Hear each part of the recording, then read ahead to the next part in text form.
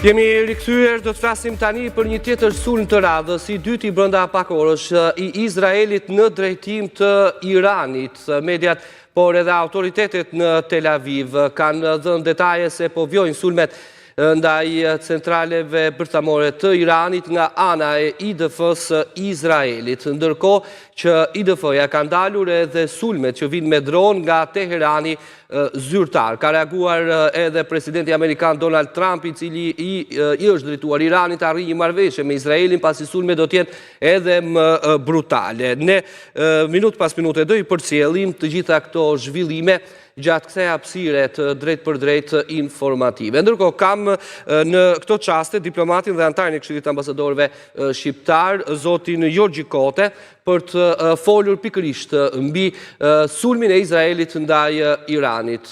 Zoti Kote, përshëndetje dhe faleminderit.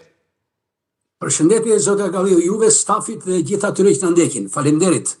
Zoti Kote, një tjetër sulm, pak po vjon sulmin fakt, pas sulmit parë të Izraelit, po vjon një tjetër sulm nga ana e Izraelit në drejtim të Iranit. Jemi drejt një përshkallëzimi pas luftës në Ukrainë, mund të quhet ky sulm i Izraelit ndaj Iranit një luftë tjetër e hapur në terren?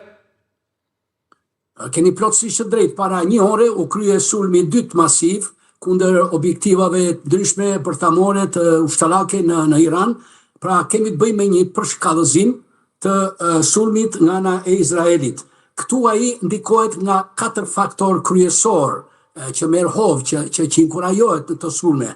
Së pari është sepse Irani në fakt i ka përshpejtuar të merësi shumë ritmet e pasurimit të uraniumit, pra të krijimit të bombës bërthamore. Është thjesht një çështje kohe, sipas Izraelit. Së dyti, duke përfituar nga dobësimi i madh i Hezbollahut pas goditjeve të shumta që ka marrë kohët e fundit, dhe sidomos pas rënies së Asadit në Siri, sepse Siria dihet që ishte një bazë e fuqishme për Huthut, për Iranin edhe për Hezbollahun. Së treti, vitin e kaluar në sulmet që u bën, pothuajse u shkatrua gjithë mbrojtja ajrore e Iranit, dhe së katërti, vizetimet midis Shtetet e Bashkuara dhe Iranit, siç e përmendët edhe ju dhe presidenti Trump sërish paralajmëroi Iranin, nuk kanë ecur mirë.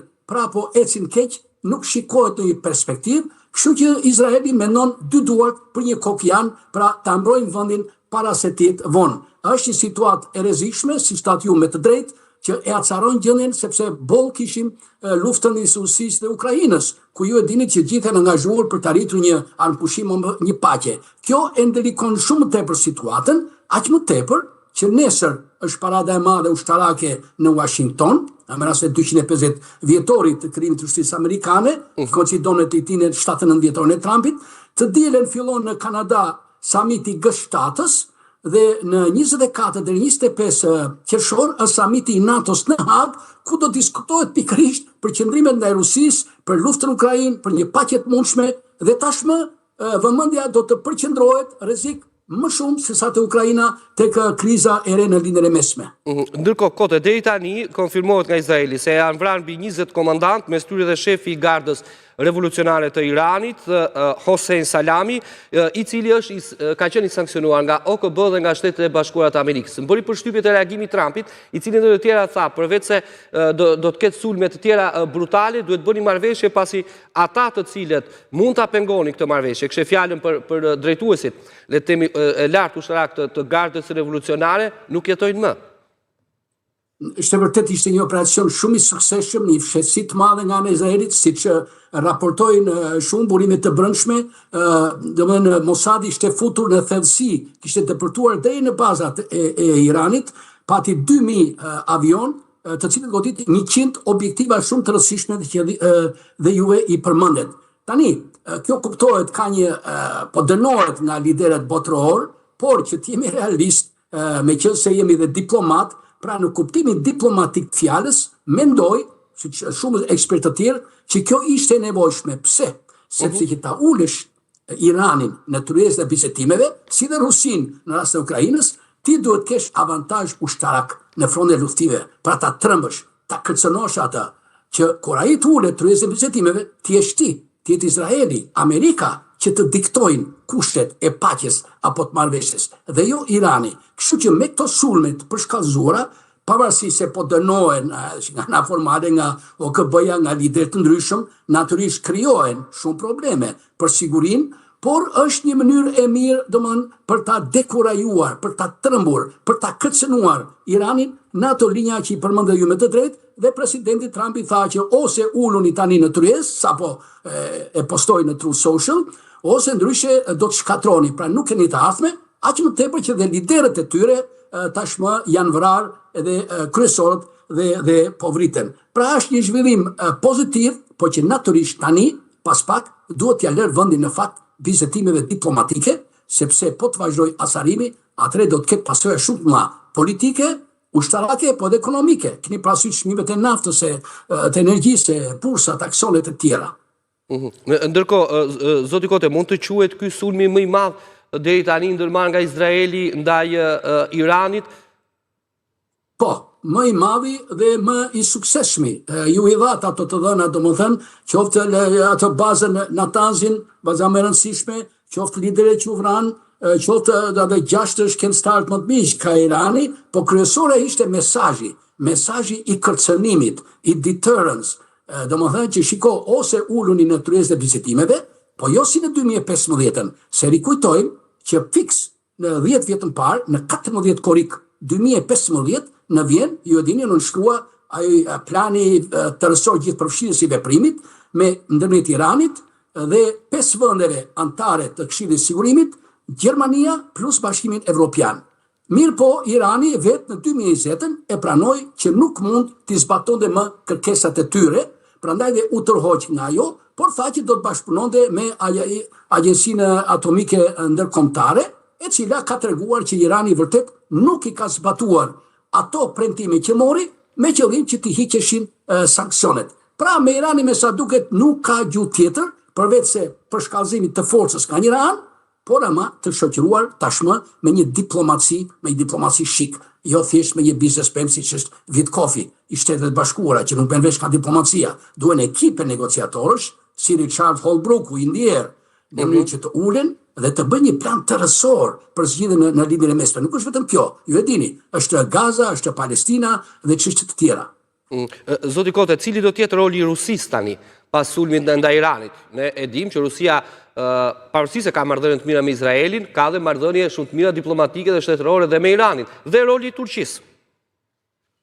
Konstatimi juaj është shumë i drejtë, natyrisht jeni domethënë vetëm moderator, por dhe analist dhe komentator brillant. Është e vërtetë dhe këtu është pengesa tani kur vjen te diplomacia. Pikërisht Rusia, aq më tepër që Irani po ndihmon shumë në luftën në Ukrainë, e kemi thënë dhe më parë. Pavarësisht se ka marrëdhënie mira me Izraelin, pra është një pozitë delikate e Rusisë, por Rusia këtu vjen pak më e dobësuar për shkak të humbjes së bazave saj të Sirisë. Ju dini, pas vitit të fundit, pas rënies së Asadit, Rusia nuk është më në Siri, duke lënë vendin Shtetet e Bashkuara të Amerikës dhe Perëndimit. Natyrisht ajo do të luajë me procedura, por gjithsesi do mundohet të sabotojë këto rezoluta të ndryshme, vendime të ndryshme të Këshillit të përhershëm të sigurimit të OKB-s, i cili po mblidhet me procedura të ndryshme, tërhiq edhe mos e kput. Pra, kjo është vështirësia me Rusin, ashtu si dhe me Kinën, po edhe me vende të tjera që nuk janë Këshillit të Sigurimit, Arabia Saudite për shembull, edhe në shumë, pra janë këto vendet arabe, janë këto kontradiktat. Pra, është një çështje shumë e koklavitur, nuk është thjesht një problem ushtarak. Shiko, Izraeli e thon ta ekspert më mirë, sado sulme të bëj, e ka të pamundur ta shkatroj këto bazat bërthamore në Iran, sepse ato janë futura edhe në dhe. Po edhe mbi tokë ku janë të bëra në mënyrë të tillë që dhe krujzet, raketet e famshme nuk mund të depërtojnë dot sepse ka kthesa gjëra.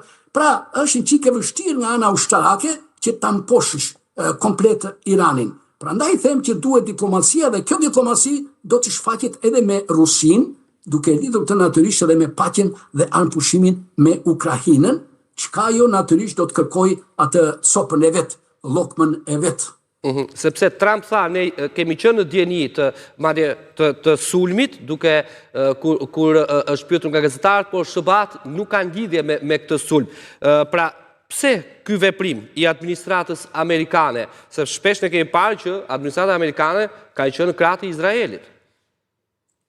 Kjo është e vërtet, po tani tek ajo e dyta, di ma zbim, ne nuk mund të vëmë do duar zjarë, ju e kuptoni, është diplomacia dhe Shtetet e Bashkuara këtu, tregohet pak e moderuar, e tërhequr, duke e fshirur pak dorën, sepse është pikrisht të procesit e vizitimit me Iranin, ju dini, ishin për të filluar domethënë këto vizitime, pavarësisht se nuk po esnin, kështu që të mos e kompromentoj veten tërësisht, që ti thot Irani tani, ti me Izraelin më sulmove mua, këtej ti do vizitime. Nuk shkon edhe kjo dhe kjo. Prandaj dhe Amerika të rriqet duke thënë që ne kemi qenë në kontakt me Izraelin, por nuk kemi qenë pjesë, nuk kemi ditur për të aksion, gjë që është e vështirë për të besuar, po kështu duhet të thot Amerika, është një mënyrë diplomatike për të fshehur gjërat.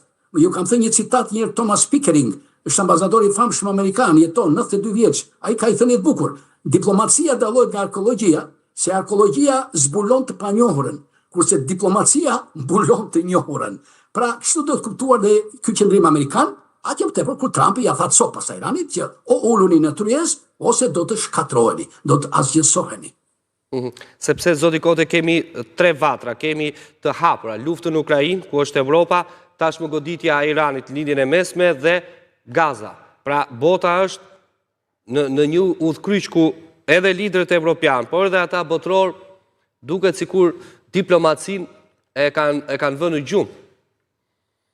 Është e vërtet, nuk ka pasur, të paktën unë jam e çik më i moshuar, po me sa mbaj mend, në 73-74 që kriza më e madhe e naftës, pastaj në 2001 patëm goditje në New York, Washington, sulmi terrorist, këto dhe agresionin në Rus, por që të kesh 3 kriza të tilla planetare, të ndërlikuara, të komplikuara, politikisht, ushtarakisht, ekonomikisht dhe gjeografikisht dhe në zona shumë të nxehta.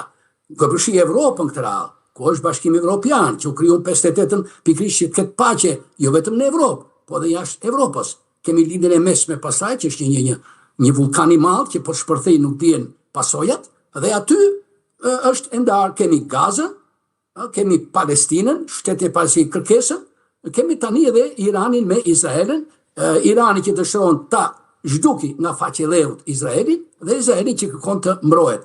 Shumë e vështirë për diplomacinë perëndimore dhe ndërkombëtare, aq më tepër tani që, siç kemi thënë dhe më parë, janë kriju disa realitete të reja.